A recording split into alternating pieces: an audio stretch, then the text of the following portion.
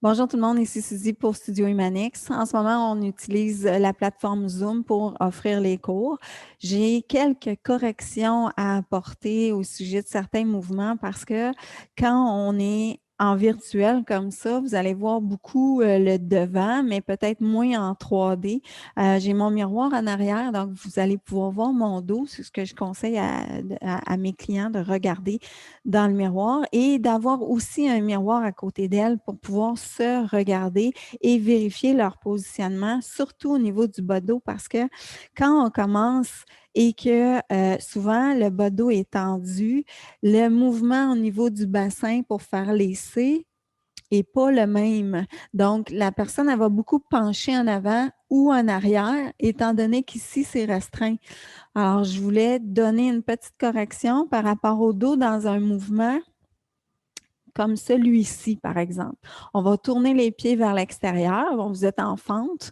Alors, pour au niveau des hanches, ben, on fait toujours comme si on avait un petit banc en dessous des hanches pour glisser et maintenir nos hanches en bas et aller chercher le maximum de notre étirement par rapport à notre dos, à notre taille. Et quand on va faire ce mouvement-là, donc là, on va descendre notre hanche, on va aller prendre notre bras gauche et on va étirer en laissant l'épaule en bas, en poussant la hanche en bas, étirer la taille. Voilà où ce qui devient un petit peu plus complexe, c'est quand on amène notre bras en avant, on doit basculer le coccyx vers l'avant. OK? On ne doit pas pencher à l'avant. Je ne sais pas là si vous voyez dans le miroir, là, vous allez basculer légèrement votre coccyx vers l'avant.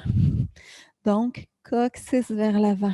Ce n'est pas nécessaire d'aller loin dans votre mouvement. On légère bascule et vérifiez que les hanches et les épaules sont alignées ensemble.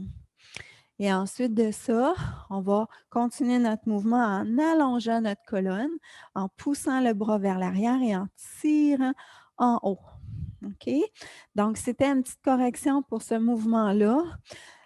Que je retrouve fréquemment au niveau des clients qui ont des problèmes de bas de dos. Cet exercice-là peut amener quelques tensions au niveau de votre dos et ce n'est pas nécessaire si vous faites le mouvement correctement.